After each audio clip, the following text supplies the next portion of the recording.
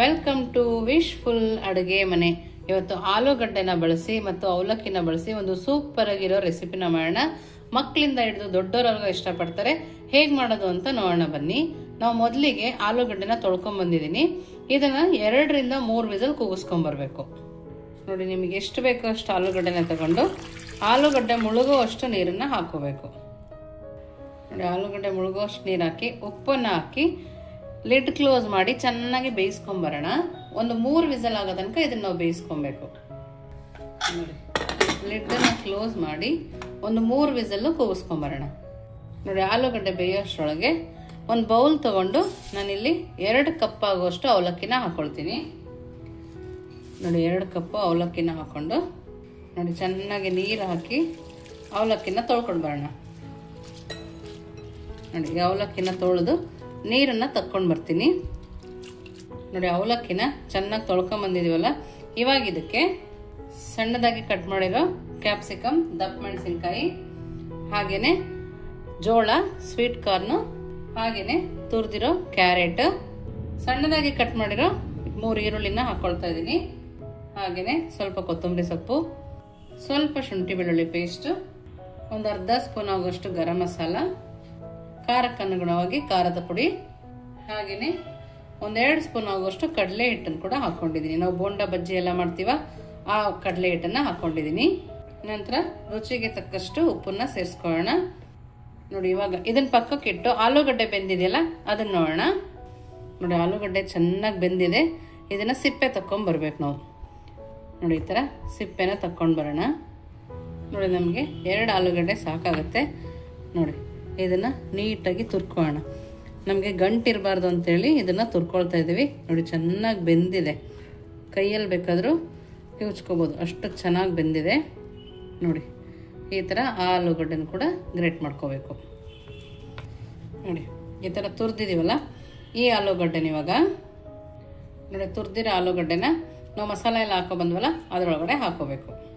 ನೋಡಿ, ಇದನ್ನು ಹಾಕೊಂಡ್ಮೇಲೆ ನೀಟಾಗಿ ಕಲಿಸ್ಕೊಬೇಕು. ನಾವು ನೀರು ಹಾಕಂಗಿಲ್ಲ, ಹಾಗೇನೆ ನಾವು ಕಲಿಸ್ಕೊಬೇಕು.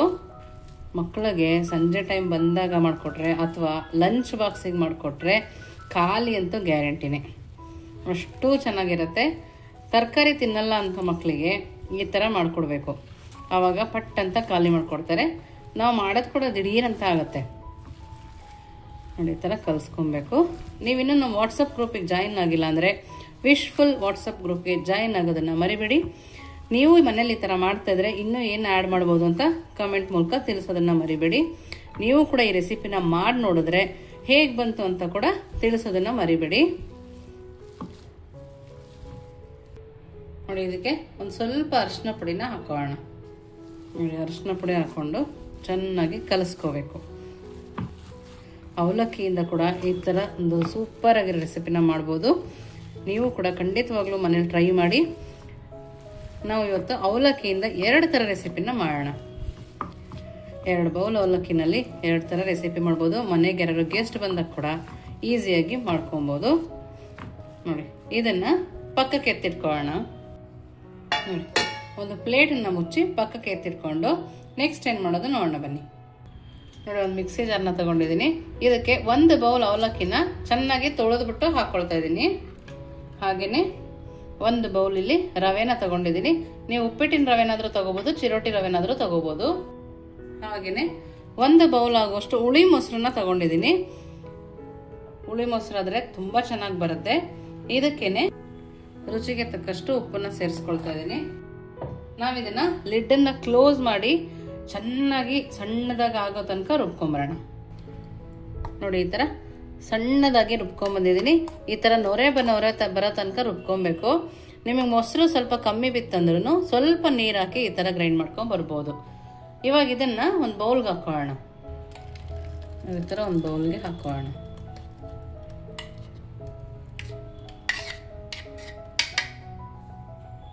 ನೋಡಿ, ಅದೇ ಮಿಕ್ಸಿ ಜಾರ್ಗೆ ಸ್ವಲ್ಪ ನೀರನ್ನು ಹಾಕೋಣ. ನಾವು ಇನ್ಸ್ಟೆಂಟ್ ಆಗಿ ಮಾಡೋದ್ರಿಂದ 1/4 ಟೀ ಸ್ಪೂನ್ ಆಗುವಷ್ಟು ಸೋಡಾನ ಹಾಕೋಣ, ಅಡುಗೆ ಸೋಡಾ. ನೋಡಿ, ಇದನ್ನ ಹಾಕೊಂಡು ನೀಟಾಗಿ ಬ್ಯಾಟರ್ನ ಕೈ ಆಡಿಸ್ಕೊಬೇಕು. ದಿಢೀರಂತ ಆಗೋಗುತ್ತೆ. ಹಸು ಅಂತ ಹೇಳಿದಾಗ ಪಟ್ಟಂತ ಜ್ಞಾಪಕ ಆಗುತ್ತೆ. ಜ್ಞಾಪಕನೂ ಆಗುತ್ತೆ ಮತ್ತು ಬೇಗ ಕೂಡ ಮಾಡ್ಕೋಬೋದು. ಇದನ್ನು ಚೆನ್ನಾಗಿ ಬೀಟ್ ಮಾಡ್ಕೊಂಡು ಬರೋಣ. ನೋಡಿ, ಇದು ಬೀಟ್ ಮಾಡಿದ್ವಲ್ಲ, ಈ ಥರ ನೊರೆ ಥರ ಬರಬೇಕು. ನೋಡಿ, ಈ ಥರ ನೊರೆ ಥರ ಬಂದರೆ ತುಂಬ ಚೆನ್ನಾಗಿ ಬರುತ್ತೆ. ನೋಡಿ, ಇದನ್ನು ಪಕ್ಕಕ್ಕೆ ಇಟ್ಟು ನಾವು ಅವಲಕ್ಕಿ ಕಾರ್ನೆಲ್ಲ ಕಲಿಸಿದ್ವಲ್ಲ ಅದೇನಾಗಿದೆ ಅಂತ ನೋಡೋಣ ಬನ್ನಿ. ನೋಡಿ, ಲಿಡ್ಡನ್ನು ಓಪನ್ ಮಾಡಿ ನೋಡಿ, ಇನ್ನೊಂದು ಸರಿ ಚೆನ್ನಾಗಿ ನಾದ್ಕೊಳ್ಳೋಣ.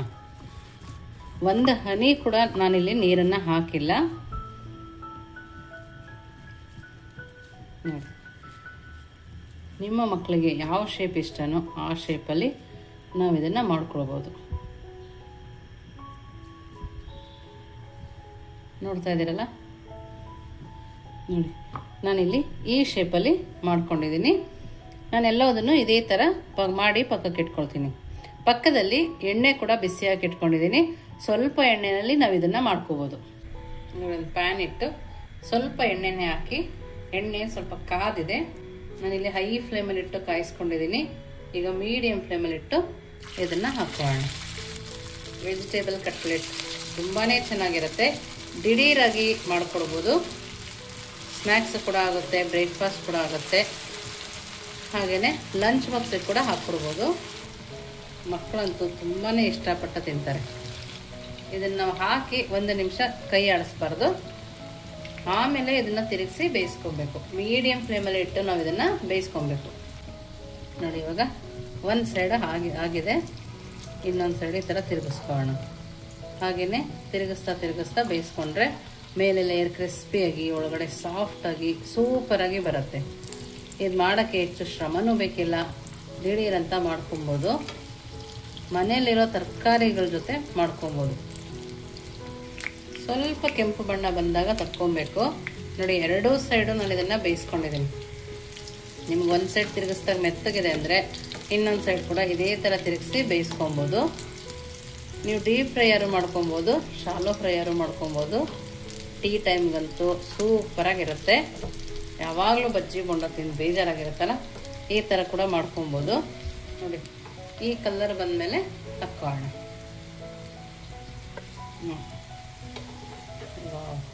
ಸೂಪರಾಗಿ ಬಂದಿದೆ.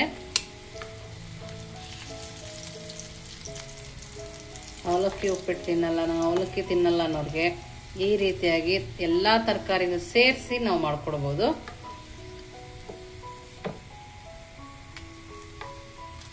ನೋಡಿ, ಇದನ್ನು ತಕ್ಕೊಂಡಿದ್ದೀವಲ್ಲ, ನೋಡಿ ಒಂದು ಹೆಂಚು ಇಟ್ಕೊಂಡಿದ್ದೀನಿ. ಅದು ಚೆನ್ನಾಗಿ ಬಿಸಿಯಾಗಿ ಇಟ್ಕೊಂಡಿದ್ದೀನಿ.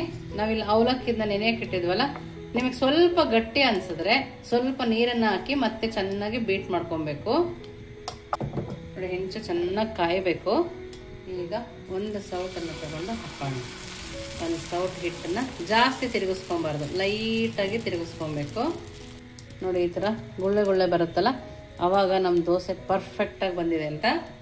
ನೋಡಿ, ಇದಕ್ಕೇ ಸ್ವಲ್ಪ ಈರುಳ್ಳಿನ ಹಾಕ್ಕೊಳ್ತಾ ಇದ್ದೀನಿ. ನಾವು ಚಟ್ನಿನೇ ಮಾಡಬೇಕು ಆ ಥರನೂ ಇಲ್ಲ. ಸ್ವಲ್ಪ ಖಾರದ ಪುಡಿ ಕೂಡ ಹಾಕ್ಕೊಳ್ತಾ ಇದ್ದೀನಿ. ಹಾಗೆಯೇ ಸ್ವಲ್ಪ ಕೊತ್ತಂಬರಿ ಸೊಪ್ಪು. ಇದನ್ನೆಲ್ಲ ಮಾಡ್ಕೊಳ್ಳೋದು ಮೀಡಿಯಮ್ ಫ್ಲೇಮಲ್ಲಿ ಇಟ್ಕೊಬೇಕು. ಇವಾಗ ಲಿಡ್ಡನ್ನು ಕ್ಲೋಸ್ ಮಾಡಿ ಒಂದು 2ರಿಂದ 3 ನಿಮಿಷ ಬೇಯಿಸ್ಕೊಳ್ಳೋಣ. ನೋಡಿ, 2 ನಿಮಿಷ ಆಗಿದೆ. ಇದಕ್ಕೆ ಇವಾಗ ಒಂದು ಅರ್ಧ ಸ್ಪೂನ್ ಆಗೋಷ್ಟು ಎಣ್ಣೆ ಹಾಕ್ಕೊಳ್ತಾ ಇದ್ದೀನಿ. ನೀವು ತುಪ್ಪ ಬೇಕಿದ್ರೆ ಹಾಕ್ಕೋಬೋದು. ನೋಡಿ, ಏನು ಸಕ್ಕತ್ತಾಗಿದೆ ಅಲ್ಲ. ಇದನ್ನು ಪಕ್ಕಕ್ಕೆ ತಿರ್ಕೊಳ್ಳೋಣ. ಇನ್ನೊಂದು ದೋಸೆ ಹಾಕೋದು ಕೂಡ ತೋರಿಸ್ತೀನಿ. ದಿಢೀರಾಗಿ ಸೂಪರಾಗಿ ಮಾಡ್ಕೊಬೋದು. ನಿಮ್ಗಿನ್ನೂ ಹಸಿಮೆಣಸಿನ್ಕಾಯಿ ಇಷ್ಟ ಅಂದರೆ ಹಸಿಮೆಣಸಿನ್ಕಾಯಿ ಕೂಡ ಹಾಕೋಬೋದು. ಮಕ್ಕಳು ತಿನ್ನಂಗಿದೆ ಸ್ವಲ್ಪ ಖಾರ ಪುಡಿನ ಉದುರಿಸಿ ಕೊಡ್ಬೋದು. ಉತ್ತರ ಕರ್ನಾಟಕದ ಮಸಾಲ ಖಾರ ಇದ್ರೆ ಅದನ್ನು ಕೂಡ ಉದುರಿಸ್ಬೋದು. ತುಂಬ ಟೇಸ್ಟಿಯಾಗಿರುತ್ತೆ. ನೋಡಿ, ಇದನ್ನು ಲಿಡ್ ಕ್ಲೋಸ್ ಮಾಡಿ ಬೇಯಿಸ್ಕೊಂಬರೋಣ. ನೋಡಿ, ಇದು ಕೂಡ ರೆಡಿ ಇದೆ. ನೋಡಿ, ವಾವ್, ಸೂಪರಾಗಿ ಬಂದಿದೆ. ನೋಡ್ತಾ ಇದ್ರಲ್ಲ, ತುಂಬ ಚೆನ್ನಾಗಿದೆ. ನೋಡಿ, ಪ್ಲೇಟ್ ರೆಡಿ ಇದೆಯಲ್ಲ. ನಾವು ಮಾಡಿರೋ ಬಿಸಿ ಬಿಸಿ ಕಟ್ಲೆಟ್ ಅದು ಕೂಡ ರೆಡಿ ಇದೆ. ಸಂಜೆ ಟೈಮಲ್ಲಾದ್ರೂ ತಿನ್ಕೋಬೋದು, ಲಂಚ್ ಬಾಕ್ಸಿಗೆ ಬೇರೆ ಹಾಕೋಬೋದು. ಗರಿ ಗರಿ ಅಂತ ಇದೆ ನೋಡಿ. ನೋಡ್ತಾ ಇದ್ದೀರಲ್ಲ, ತುಂಬ ಚೆನ್ನಾಗಿದೆ. ಒಳಗಡೆ ಕೂಡ ತೋರಿಸ್ತೀನಿ ನೋಡಿ. ವಾವ್, ಸೂಪರ್ ಆಗಿದೆ. ನಿಮಗೆ ಕೆಚಪ್ ಜೊತೆ ಬೇಕಾದ್ರೆ ಕೆಚಪ್ ಜೊತೆ ತಿನ್ಬೋದು, ಇಲ್ಲ ಹಾಗೆ ಕೂಡ ತಿನ್ಕೋಬಹುದು. ತುಂಬಾ ಚೆನ್ನಾಗಿದೆ. ತುಂಬಾ ಅಂದ್ರೆ ತುಂಬಾ ಚೆನ್ನಾಗಿದೆ. ಈಗ ನಾವು ಮಾಡಿರೋ ದೋಸೆನ ನೋಡೋಣ. ನೋಡಿ ಸೂಪರ್ ಆಗಿ ಬಂದಿದೆ ಅಂತಾನೆ ಹೇಳ್ಬೋದು. ಸಾಫ್ಟ್ ಆಗಿ ಕೂಡ ಇದೆ ನೋಡಿ. ನಾವು ಹೋಟೆಲ್ಗೆ ಹೋಗಿ ತಿನ್ನೋದನ್ನೇ ಮರಿತೀವಿ, ಅಥವಾ ರಾತ್ರಿ ನೆನಾಕಿಲ್ಲ ಬೆಳಗ್ಗೆ ನಂಗೆ ದೋಸೆ ಬೇಕು ಅನ್ನಿಸ್ತಾ ಕೂಡ ದಿಢೀರಂತ ಈ ದೋಸೆನ ಮಾಡ್ಕೊಬೋದು. ಯಾವ ಚಟ್ನಿ ಅವಶ್ಯಕತೆನೂ ಇಲ್ಲ, ಹಾಗೆ ಕೂಡ ತಿನ್ಕೊಬೋದು.